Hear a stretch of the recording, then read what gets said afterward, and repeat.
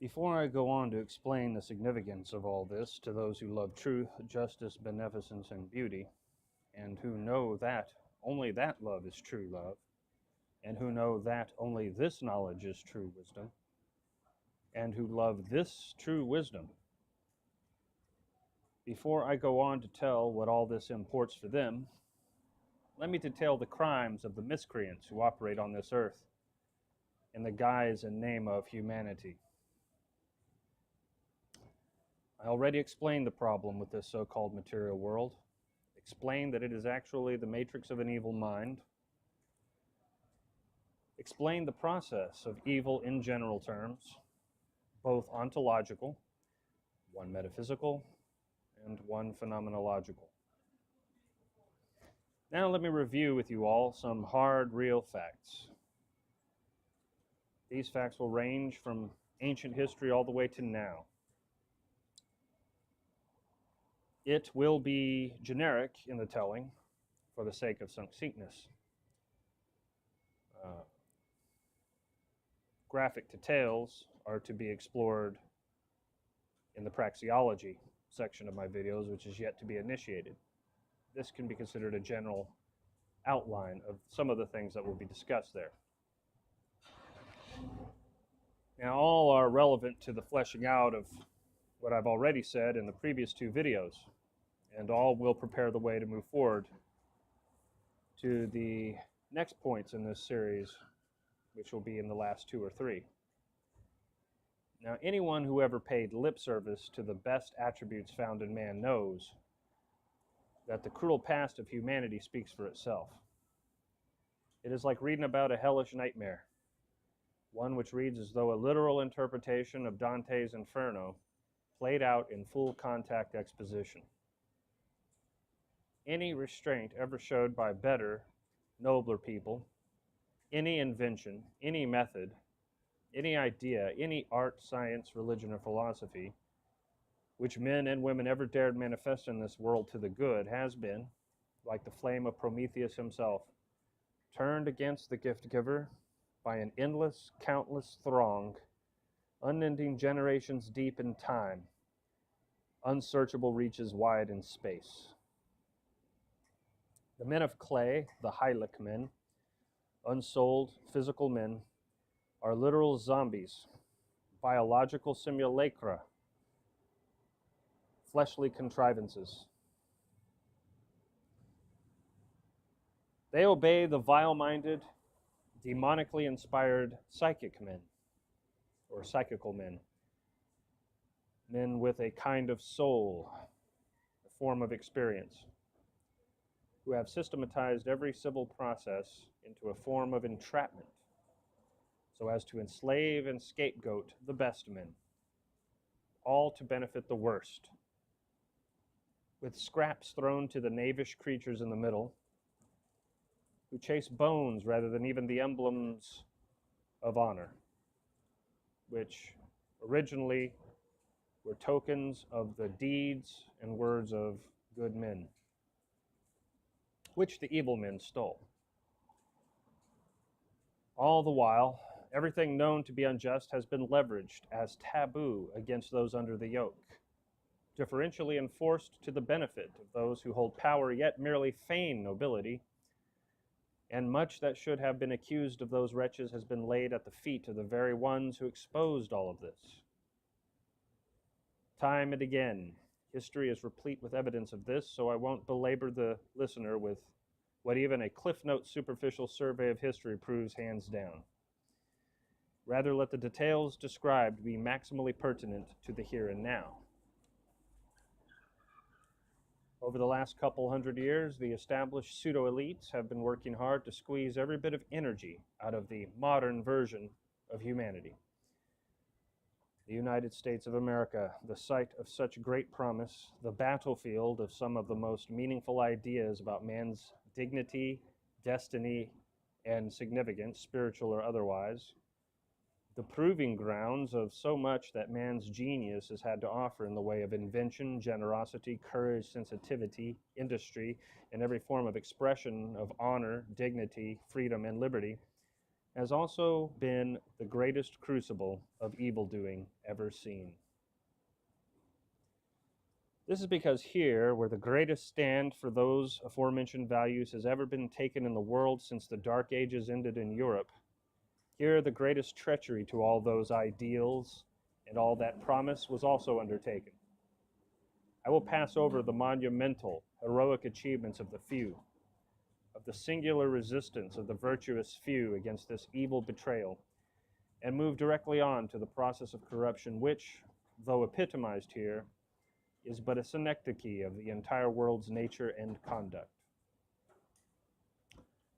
As soon as the best and brightest set up any political reform or made any scientific discovery, as soon as any technological or methodological progress was made, the authorities, that ancient glutton of evil power, appropriated all the best and choicest aspects and benefits for themselves and saddled the rest of us with ridiculous mutilations of these achievements instead. Further, all this was weaponized as far as possible, even beyond the mere fact of this massive, insidious exploitation in itself, for covert civil warfare purposes, so-called social engineering. When energy was released from nature in abundance that would free all humanity to pursue other ends, he was given instead the task of toiling to pay bills that shouldn't even exist. Every time an engine was improved or surpassed, this development was stolen and kept from him. Whenever diseases were cured, the same process was used. Steal, keep secret, substitute with some crapsack mockery, make expensive beyond even all this fraud's disenfranchisement had already cost, present this as the norm, keep the truth hidden, saddle those to be subverted with the burden of this process, hoard the benefits in a proportion directly exponential to the height of the beneficiary in a hierarchy of said systematic fraud. This was business as usual, magnified in its efficiency. Every evil experiment, every vile practice, every horrible weapon, on record or kept secret, was mainly intended for sustaining this hideous process of evil's aggrandizement, while scapegoats, boogeymen, those who resisted, weaker evil hierarchies within or without any recognized or unrecognized boundaries, all took the role of distracting the pathetic, cowardly creature called humanity to serve as targets, cannon fodder, victims who would take the blame and strike fear into the remainder.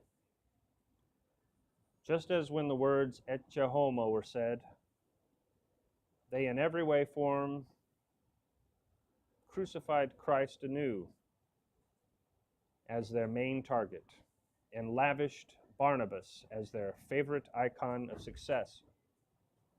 Witness the asinine inversions of popular culture to that effect. This process intensified exponentially, and now even the flimsiest lie is swallowed whole by this latest crop of flesh bags who less and less resemble even the most recent and former version of their own ridiculous imitation of man. The good and courageous all burned away through betrayal in wars fought specifically to destroy them.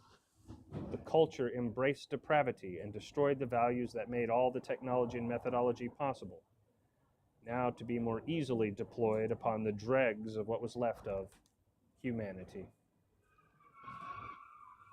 Humanity, the sellout, the coward, the thug, the villain, the useful idiot. He allowed counterfeiting of the currency to be the pastime and profession of the few worst among him, while a desperately hungry thief is treated like a monster. He permitted chemical and biological weapons to be deployed against him and his children in the water, food, air, and through fake medicine, which is nothing but insult upon injury, all while ostracizing kooks and quacks, those who offered them insight into all this, and stood by as those who offered genuine alternatives were covertly and openly destroyed in name, property, and body. They stood by in silence or helped out in every way a useful idiot can. He didn't bother to even notice the dual purpose of the television, the cell phone, the scalar interferometer, or any other directed energy system. Instead, he only chose to see its supposed benefit, ignoring as an insane fool anyone who would bring attention to their usefulness as a weapon system to affect both body and mind of individuals and masses of people. This is if he bothered to even listen to such a person, let alone himself find out the existence of some of these systems, most of which have been weaponized into what I rightly do call a psychotronics control grid. Of course, even bums, classical miscreants and criminals, ne'er-do-wells, fools, gluttonous sloths, cruel perverts, and all the rest of the human gallery rightly called the evil mob, or at best peasants, gladly don't give a rat's ass, and would just as soon open wide to receive all this poisonous bounty as a banquet, as long as Barnabas throws them some scraps and Christ picks up the bill of blame. Even the professional, hard-working, patriotic, rote religious, but often basically decent working middle class succumbed to compartmentalized participation into a massive surveillance panopticon, which includes a covertly deployed fifth column, which pulls the strings on all manner of false front economic and social institution and group, operating as a de facto Stasi state, tearing down the best among themselves, buying fragile lies and inflating them, rationalizing pathetic excuses, and basically trying to stay out of the firing squad's firing line by pushing others right into it. And those whomever the power apparatus dictates. What a disgusting shame. The inversion of all values and all institutions already mostly completed covertly, and even openly.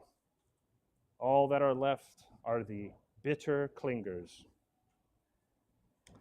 They bitterly cling to what bit of the truth that they can handle, treating what they can't face with a short shrift of betrayal that the rest of society has already inflicted on them, or if not yet, then that it has in store for them.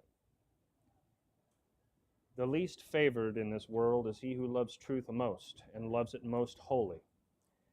And this is the case most of all in the part of the world where it should be least the case. As Plato tells us, humanity is proven to be a shade of man, a traitor to man's true spirit, and a miscreant beast who merely mocks the form but lacks the substance. So, when I spoke of evil in all its metaphysical absoluteness, I spoke from a foundation of evidence readily available to the sense of the dimmest-witted men if he'd but bother paying attention. What he lacks, though, for the most part, is a spiritual core, which enables the intuitive Promethean fire that must be present to complete the alchemy of realization through his active intelligence. My aforementioned work in metaphysics simply recapitulates the wisdom known by all good men throughout history, and is the summum bonum of Gnostic reflection.